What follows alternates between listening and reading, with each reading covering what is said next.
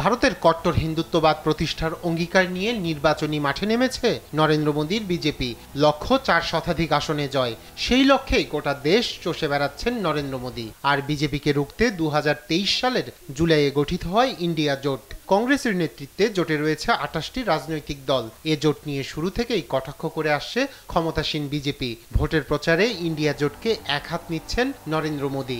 জোটের প্রধানমন্ত্রী পদে কে থাকবে তা নিয়েও প্রশ্ন তোলেন তিনি। अब मुझे बताइए भाई, 5 साल में 5 पीएम क्या होगा इस देश का?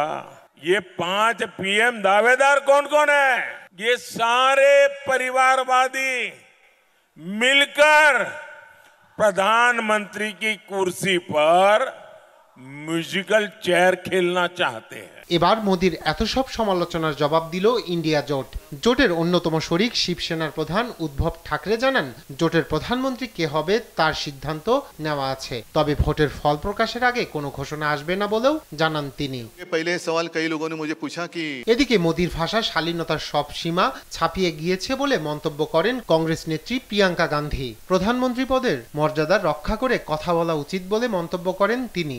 मैं उनका बिहार का भाषण देख रही थी और ऐसे ऐसे शब्द उन्होंने इस्तेमाल किए विपक्ष के नेताओं के लिए जो इस देश के इतिहास में किसी प्रधानमंत्री ने नहीं इस्तेमाल किए होंगे, कि वो पद की गरिमा रखे, पद की मर्यादा रखे।